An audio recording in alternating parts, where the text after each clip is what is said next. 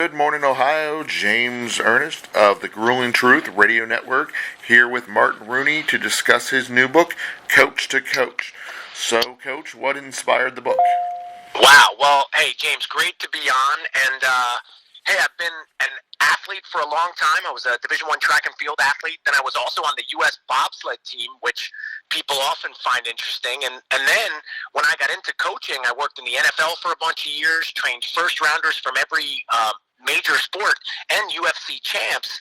And then I realized it wasn't just what I knew about sports, but it was how I was coaching and connecting that made the difference, where those results came from. And I started teaching courses in coaching. And after those courses, everybody would say, man, you got to write a book. You got to write a book. And it just never felt right. But because I didn't want to do a workbook or a textbook, but then I said, how about a story with stories within the story? And that's how Coach to Coach was born. Excellent. So, of all the sports that you have coached, which was your most enjoyable? Wow. Well, that's a tough one because it's been all of them, but I would say the one that led me to the greatest adventures has been the mixed martial arts, where I have traveled the world extensively with those guys, in particular the Gracie family. When UFC was still something that was a banned sport, we were already traveling to Japan regularly and around the world, and without a doubt, there is nothing more exhilarating than when the cage door closes and your guy is in there and then it's all up to them. So I don't think anything can match it. And I mean, I can imagine that, in all levels of coaching, there's a strong connection with the players, but with the MMA, I figure that's more of a one-on-one sport. Is that an even stronger connection? Absolutely. And you're living and dying by victories and defeats together. So some of my most greatest memories are carrying a guy around in the cage when he wins, and then some of my worst are when, you're in the locker room and you didn't get the result you wanted, and now you got to try to, whether it's, for lack of a better word, console that guy that he still did his best and you can't win them all. And, without a doubt, there's a connection you make because it's an individual sport versus when you're training an NFL team or college. Going back to your career, you had mentioned you did track and field. What aspects of track and field did you do? Well, I was a sprinter, but I was also a thrower. So, I excelled kind of in the explosive events, but javelin throw was probably my greatest one, where I was a four-time, the first four-time all-conference performer in my university's history. And but that training had, really inspired me to then train other people. Yeah, because that is the interesting thing about track and field. It's a kind of a one-on-one sport or an individual sport, but yet it has a team structure. How did that influence your coaching? Wow. Well, I am, for everybody listening, I'm the high school track coach in our town, too. So I was the middle school track coach for a few years, and the last 3 years I've been a high school coach.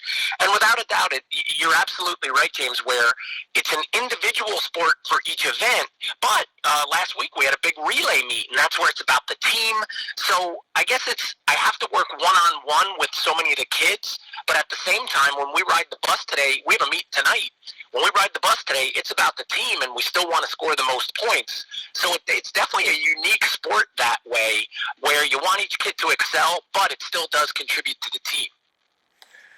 You mentioned bobsledding. What aspect of the bobsled team were you? Were you the driver? Were you the steerer? Were you what part were you? Yeah, everybody always asks me that, and, because it's an interesting conversation, but I was what was called a push athlete. So what I pretty much did was run really fast and then pray I don't die. So I didn't have, so you have the biggest responsibility because without a great start, you can't win.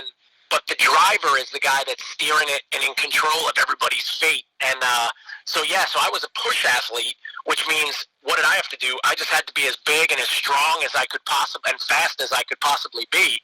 And then, but like I said, so many people think it's this glamorous sport, but, they forget it's highly dangerous and pretty scary. So unless you like riding roller coasters that can come off the track at any second and really hurt you, it might not be the sport for everybody. In this book, there's a lot of lessons that coaches can take away, but what would be the most basic lesson that first lesson for someone who's starting out coaching that they really need to learn before they even go into coaching? Wow. Well, in Coach to Coach, it's my lifetime of lessons in there told in a story. But if I were to answer that question, I would say the first one that every coach has to understand is you're there for them, and the only way that you're going to be able to live out this unique job, which gives you responsibility and authority, is you've got to first build trust. And until you have that trust built with those athletes, they're not going to listen to what you say, and then it's not going to work no matter what you know. So one big initial part of the book is how the characters develop trust amongst each other, and then it moves on from there. I want to get your opinion. If a high jump, or not a high jump, if a shot putter tried high jump at a practice meet, what would you tell them?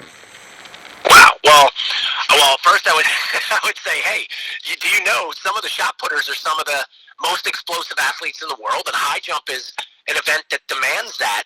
But what I would probably tell them is, hey, we're going to do a 10-step approach, 5 straight, 5 with a curve, and then jump as high as you can and get over that bar. But it's funny you say that, because I almost feel like, James, you must be at my practices, because 2 days ago we had all the kids trying high jump, and we found a couple kids that we would have never expected that they would have been good at it, and they're jumping tonight. That is awesome, and that's what I figure that you are. As being a good coach, you always looking for new ideas. I, on the other hand, was suspended for trying it because I was a shot putter, and the coach yelled at me and goes, "No, you're a disgrace and embarrassment to the team," and then suspended me at a practice meet. So it wasn't even like they wrote down the results. Yeah, well, you know what's sad about that, and really, you just hit on a biggie, James. Where when I ask people at my seminars, they say, "How many people had a good coach?" Every hand goes up. But then I say, "How many people had a bad coach?" And then not only does every hand go up faster, but they pretty much say, "Well, how much time you got?" Because now I'm going to list off all the just bad things that either someone said or did. Where look, in the book, and people will read it. My coach who inspired me, he said he never knew who was going to be great, and you don't get to decide that as a coach. Your job's there to help people. So your coach, unfortunately, stopped you where maybe that could have been something you could have really enjoyed or been great at.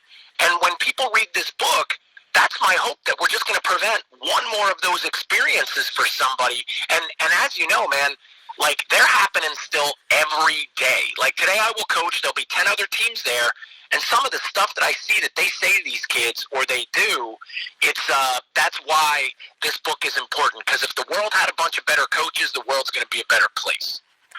Exactly, because sports, really does help prepare young people for the future, for their lives, for their careers, and there's just so many life lessons that you learn in sports. I agree with you. Yeah, without a doubt. And not only that, but here's the other part, too, is you want to know how a coach is measured. They're not just measured by wins and losses, because not every kid is going to be great, and you're not going to have all 5-star recruits. But you're measured by how much better they got. But here's another even better statistic. Did they stick with it?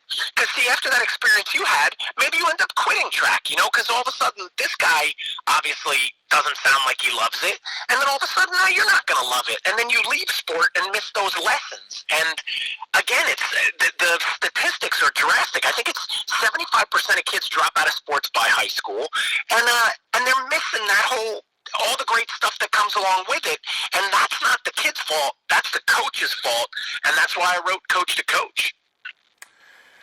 With your experience as a coach, what was some of the best, biggest surprise that you got out of an athlete that you didn't think, ahead of time you weren't sure if they could do it or not, but with believing in them, that you were able to get them to that next level?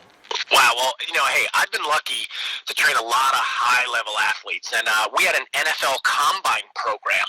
We were one of the first that ever did that, so I've sent over 150 guys to the real combine that got drafted to the NFL, and their contracts are over $1 billion in value. And I would say some of those times I didn't get to choose who I got. So every year I might get 15 or 20 guys, but I don't get to pick them. I just get what I get. And so my job was to believe in them more than they believed. And I'll tell you what, there's a guy right now, and he's a famous announcer on ESPN, sportscaster. His name is Dominique Foxworth, and he was pretty small, and he wasn't the fastest, but man, I kept treating him like he was, and he ran a 4.3 at the combine and got drafted way above where anybody expected. And I always tell this story. I say, man, I didn't even see that one coming, but I had to believe it first, and it worked. So hopefully, if he's listening to this, he doesn't think I didn't believe. But man, the deck was stacked, and no one saw it, but he made it happen. So, in other words, it's the coach that has to believe first in the athlete so they believe in themselves? Absolutely. And not only that, but now imagine the opposite of that. Now imagine you don't believe and you're telling it, like, look, your coach obviously didn't believe you could high jump. And by him telling you that and not giving you an environment to make that happen, you never did. So the prophecy that the coach sets is going to be right. And what I say is, and here's the great line, right? Because I don't know who the diamond is going to be, I polish everybody and let them surprise me, right? Like imagine if I would have said, Dominique, you're too small and you're too slow. You're not going to make it as a cornerback in the NFL. Then if that's how I treated him, then it definitely can't happen. But if I say, man, you could do it. You could be one of these 4.3 guys. It's possible. Maybe it does. And even if it doesn't, at least we gave it a shot. So how'd you get Phil Simms to do the forward? Well, hey, Phil Simms did the forward, and Phil is, we have been great friends for 20 years. I was his training partner, where we've had some legendary workouts, but I trained both of his sons, and from middle school to high school to college and then to the NFL. So in a weird way, Phil, I consider, or I feel like part of their family. So that was an easy one. And, man, what he wrote in there was really provocative, too, where he says, and for people that read the book, he said, Martin Rooney's going to try to convince you that a coach is the most important person in the world, but he even took it one step further and said, no, the most important coach in the world is the one that coaches your kids. And because I was that guy for his kids, he was, he was awesome to get behind the book. But if you see the other names like Dan Gable and Lou Holtz and Rudy and Sean Johnson, the Olympic medalist, or Anson Dorrance, one of the winningest coaches in college history, so many people are behind this book right now. I couldn't be more excited. That is phenomenal. So, Martin, where are you going to be touring? Any places you're going to be reading the book, signing autographs, any of that kind of stuff? Well, as you know, for everybody listening, if you're listening to it now, we had big stuff planned, and unfortunately with the coronavirus right now, those are all going to be postponed. So I guess I picked the wrong time to launch a book. But anybody can check me out all over social media. So I'm the Martin Rooney at Instagram. You can find me on Facebook. And my website, coachinggreatness.com, has tons of content. And the books are available wherever books are sold. So you get it on Amazon right now, where it's a #1 bestseller, or you can check it out and see if the Barnes & Noble near you has it. But definitely right now, yeah, they're stopping our actual physical touring stuff. But man, everything is so virtual online now. I got a lot for everybody. That is awesome. We greatly enjoyed having you as a guest on the show today. Hey, my pleasure, James. Anytime. Thank you.